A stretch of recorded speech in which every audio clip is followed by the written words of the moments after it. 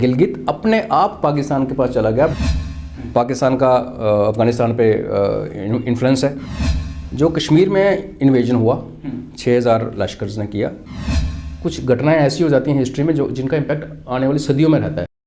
नमस्कार, स्वागत है आपका ग्रेटर जम्मू वर्चुअल के सैनिक स्पीक प्रोग्राम में। मैं हूं राजन वैद। ये सब जानते हैं कि गिलगित बाल्टिस्तान जो है पहले भारत का हिस्सा हुआ करता था, लेकिन दुर्भाग्य की बात यह है कि उसके बाद ना तो किसी ने इसकी चर्चा की, ना इसको जानने में दिलचस्पी दिखाई। लेकिन हाल ही में जब भारत सरकार ने ये साफ कर दिया कि वह गिलगित बाल्टिस्तान का हिस्सा अपना वापस लेंगे, जब उन्होंने ये कहा कि पीओके जो है वो भारत का अभिन्न अंग है और पीओके के साथ जितने भी इलाके हैं वो भी वापस लिए जाएंगे, तो ये विषय एक दफ़ा फिर से चर्चा में आ चुका है। इस पे आज हम बात करेंगे। हमारे साथ कर्नल अजय रैना SM मौजूद हैं। सर, बहुत स्वागत है आपका ग्रेटर जम्मू में। धन्यवाद। सर, गिलगित बाल्टिस्तान क्यों इतना अहम है हमारे भारत के लिए? आपने बिल्कुल सही कहा कि हम लोग ना तो इसके बारे में बात करते हैं, ना जानने की कोशिश करते हैं जी, क्योंकि ये मेन स्ट्रीम में नहीं आता जी। गिलगित बाल्टिस्तान की जहाँ तक इम्पोर्टेंस आपने पूछा, तो ये आज भी इम्पोर्टेंट है और आज से 150 साल पहले भी इम्पोर्टेंट था। 1830 में ब्रिटिशर्स ने पहले ही रिकॉग्नाइज कर लिया था कि गिलगित बाल्टिस्तान, क्योंकि वो एक ऐसा इलाका है जिसका एक तरफ अफगानिस्तान है जी, एक तरफ चाइना है जी, ऊपर नॉर्थ की तरफ रशिया नीचे को आ रहा था, और ब्रिटिश जो थे वो JNK के साउथ में थे। सो JNK तो इम्पोर्टेंट था ही, लेकिन जो गिलगित बाल्टिस्तान, एक बुक भी लिखी किसी ने बड़ी फेमस, वेयर 3 एम्पायर्स मीट, तो वहाँ एम्पायर्स मिलती थी। और उस टाइम पे ये माना जाता था कि कभी एक विश्व युद्ध होगा, तब विश्व युद्ध पहला भी नहीं हो रखा था, तो वहीं पे होगा ब्रिटिश और रशियंस के बीच में। आज भी गिलगित बाल्टिस्तान की वो इम्पोर्टेंस बरकरार है। रशिया की सिचुएशन चेंज हो गई है, लेकिन उसके बदले में अभी अफगानिस्तान का चाइना काफ़ी स्ट्रांग है जी। इस तरफ चाइना अफगानिस्तान के ऊपर इन्फ्लुएंस करने की कोशिश कर रहा है। अमेरिका चाइना के अंदर अभी भी बैठा है, उनकी फोर्सेस हैं। पाकिस्तान का अफगानिस्तान पे इन्फ्लुएंस है, और बीच में ये बेल्ट आती है गिलगित बाल्टिस्तान, जिसके थ्रू चाइना अपना CPEC, China Pakistan economic corridor जो है वो रन करके अपना पोर्ट पे जाना चाहता है। तो जब चाइना की तरफ देखते हैं तो उसका ये मतलब है कि उसका CPEC कॉरिडोर उसमें रन कर रहा है। हम पहले एपिसोड में बात कर चुके हैं पहले एक सक्शन वैली की, जिसमें डाइसो ग्लेशियर है, जो कि बहुत फ्रेश वाटर का दुनिया का सबसे बड़ा सोर्स है, और चाइना को चिप मैन्युफैक्चरिंग में उसकी ज़रूरत है। तो चाइना के हिसाब से वो फोकस में है।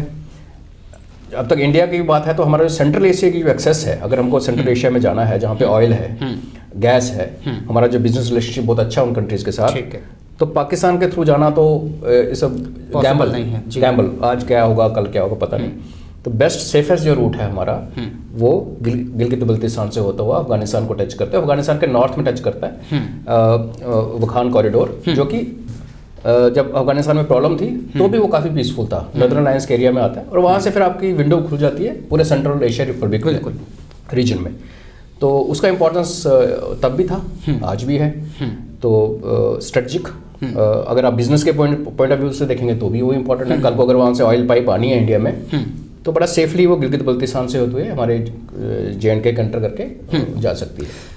सर, आपने कहा कि स्ट्रेटेजिकली जो गिलगित बाल्टिस्तान है वो काफ़ी अहम है, लेकिन क्या वजूहात थे कि ये पाकिस्तान का हिस्सा बन गया? ये भी बड़ी एक इंटरेस्टिंग है। किसी को भी आप 1947 की बात बोलेंगे तो कहेंगे जी कश्मीर का हिस्सा चला गया, जो कि नहीं गया। जम्मू का हिस्सा गया, गिलगित गया। जो कश्मीर में इन्वेजन हुआ 6000 लश्कर्स ने किया। जम्मू का जो रीजन है उसमें 10,000 लश्कर आए। कश्मीर से तो खदेड़ दिया गया उनको, लेकिन जो कश्मीर की जो पहाड़ी बेल्ट है वेस्ट की तरफ उरी के बियॉन्ड, वो भी उनके पास है थोड़ी सी, जो कश्मीर से बाहर है बट JNK का हिस्सा है। पुंछ का काफ़ी इलाका उनके पास है, मीरपुर से भिम्बर तक सारा उनके पास है। गिलगित में कोई पाकिस्तानी नहीं आया। अच्छा। गिलगित जो था वो ब्रिटिश कॉन्स्पिरेसी, जो हम सबको पता कि 47 में जो कुछ हुआ, पार्टीशन से लेके JNK में जो कुछ हुआ, इन्वेजन हुआ, सब ब्रिटिश का प्लॉय था। हम इसके बारे में बहुत बात कर चुके हैं। उसको ब्रिटिश ने भी डिनाई किया, पाकिस्तान ने भी डिनाई किया, लेकिन जब गिलगित की बारी आती है तो इनके पास कोई जवाब नहीं आता।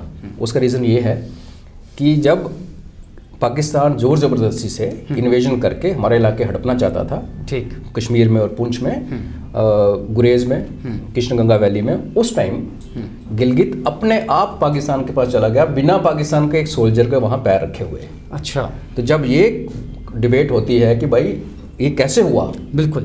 तो फिर ब्रिटिशर्स के पास जवाब नहीं आता। क्यों? एक वहाँ साहब थे, उनका नाम था मेजर ब्राउन। वो वहाँ पे गिलगित स्काउट्स के कमांडेंट थे। पहले से ही प्लान बना हुआ था। और अगर आप इस प्लान को अगर आप देखेंगे, जैसे स्ट्रेटेजिक इंपॉर्टेंस की बात की है, गिलगित इंपॉर्टेंट था, है, रहेगा।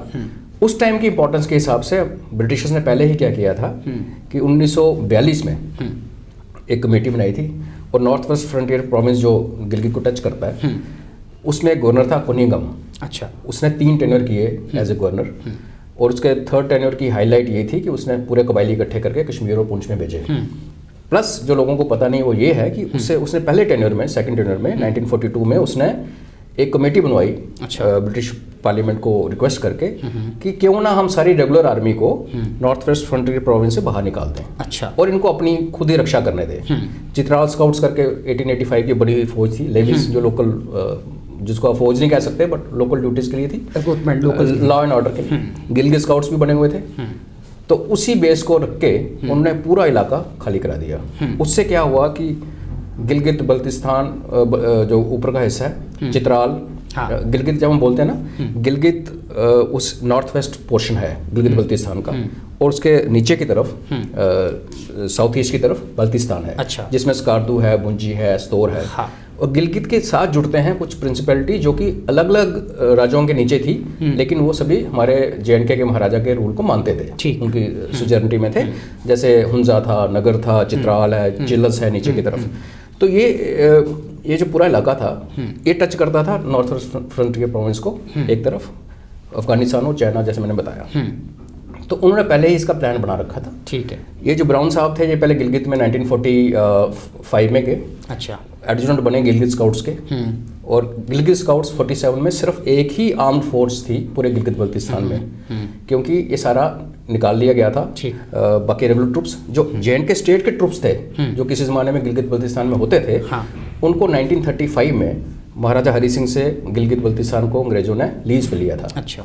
लीज पे लेने के बाद उन्होंने पूरी स्टेट की आर्मी जो है वो वहाँ से निकाल दी थी। और गिलगित बल्तिस्तान के 2 हिस्से किए गए थे।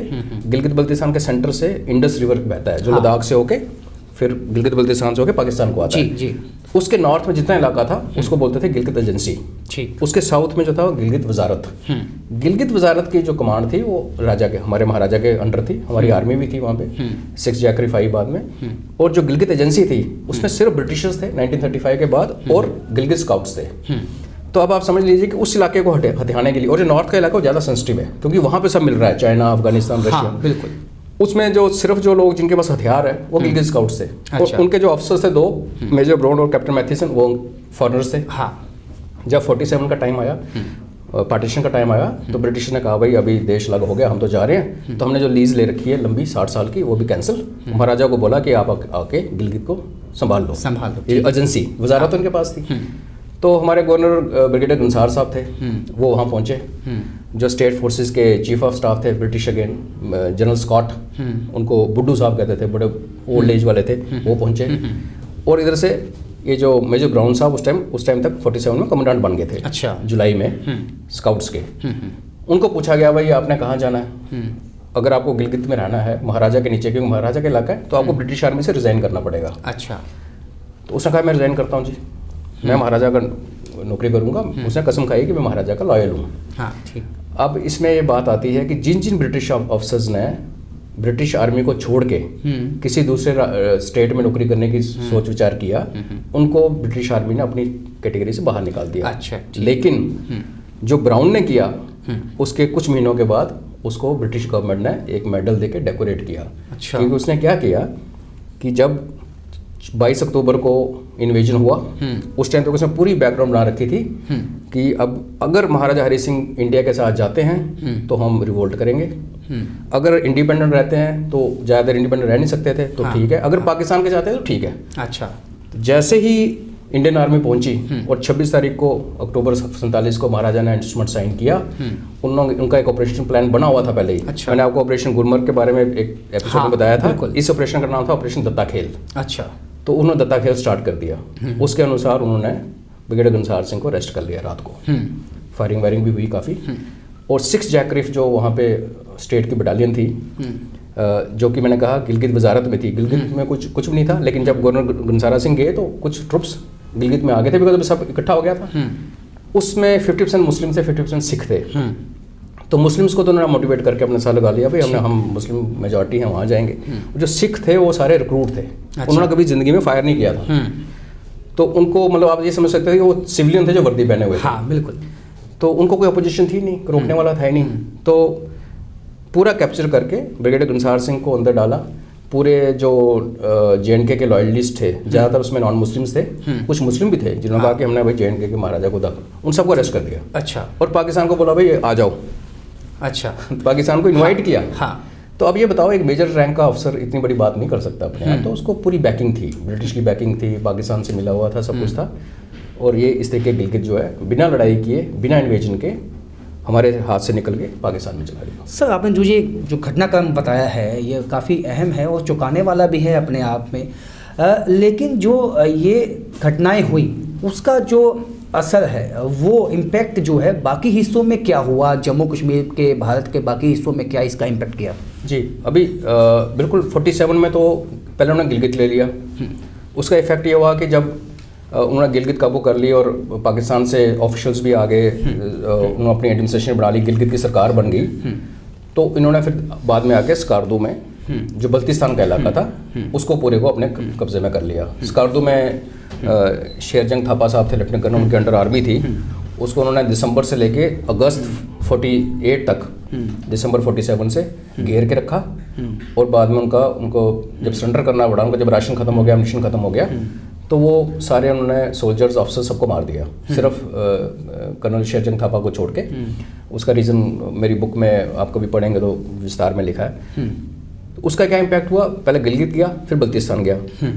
फिर वो जो गिलगित स्काउट्स वाले थे, वो एक दूसरे अफसर के नीचे, पाकिस्तान आर्मी का एक अफसर था मेजर असलम, जो बाय द वे JNK का था। अच्छा। उसके फादर महाराजा की फौज में ब्रिगेडियर थे, रहमतुल्लाह। और वो JNK की 4 जैकरिफ में ऑफिसर था। मिलिट्री क्रॉस उसको मिला वर्ल्ड वॉर 2 में। फिर वो ब्रिटिश आर्मी में चला गया और वहाँ से उठ के वो पाकिस्तान में चला गया। वो अपने गिलगित स्काउट्स को लेके पहुँच गया कारगिल द्रास, ये जो रोड है इसके ऊपर। उसने जुजीला पे अटैक करने की कोशिश की, कारगिल कैप्चर किया। कारगिल कैप्चर किया, जब नक्शा देखेंगे आप, तो जब कारगिल आपके हाथ में है तो जो स्कार्दू में जाने का रास्ता खत्म है। अच्छा। फिर वो नहीं पहुंच सकते। उस हिसाब से बल्तिस्तान पूरा निकल गया।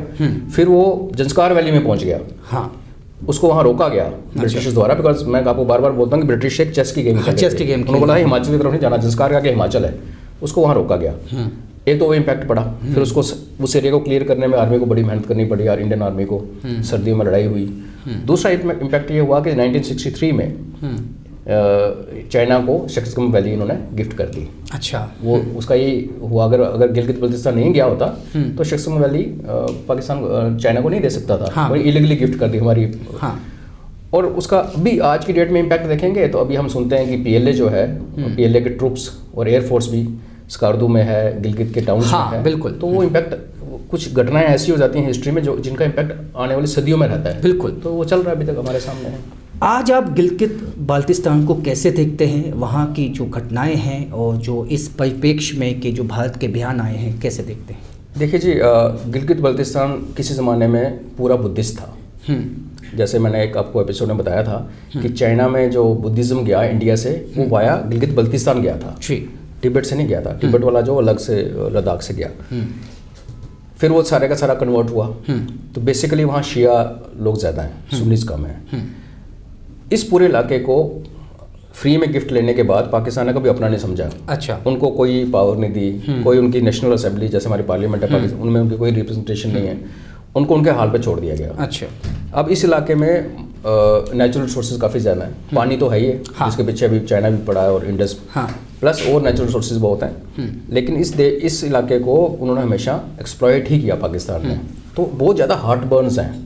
पब्लिक जो है वो पसंद, उनको पाकिस्तान के साथ रहना पसंद नहीं है। रिवोल्ट, गिलगित का भी प्रॉब्लम चल रही है आज भी। हाँ बिल्कुल। काफ़ी फ्रंट्स बने हुए हैं, उनकी ऑर्गेनाइजेशंस हैं। ऊपर से CPEC जब आया अंदर, और चाइनीज़ PLA आ गया, और चाइनीज़ का एक और है जहाँ पर CPEC जा रहा है, वहाँ वो अपनी टाउनशिप भी बना रहे हैं। अच्छा। Chinese townships. हाँ। सबसे पहले वो उस इलाके के पूरे डॉग्स को खा जाते हैं, जो कि चाइनीज़ का स्टाइल है।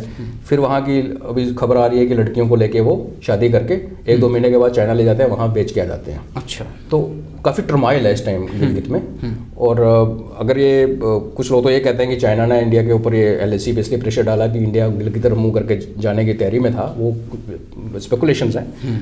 तो वो प्रॉब्लम जो है वो पाकिस्तान के लिए भी हैंडल करना मुश्किल है। तो ये एक बड़ा फ्लैश पॉइंट बनने के कगार पे पहुंच गया है गिलगित बाल्टिस्तान। बहुत बहुत शुक्रिया सर। तो जिस तरह से काफ़ी अहम जो है घटनाएं जो हुई गिलगित बाल्टिस्तान में और क्या उसका इतिहास था और आज के परिप्रेक्ष्य में क्या उसका इम्पैक्ट है पूरे देश में, और जो हाल ही में बयान आया है भारतीय सरकार का कि POK का हिस्सा वापस लिया जाएगा, तो अब ये विषय फिर से चर्चा में है। फिलहाल मेरे को इजाज़त दीजिए, देखते रहिए ग्रेटर जम्मू वर्चुअल सैनिक स्पीक।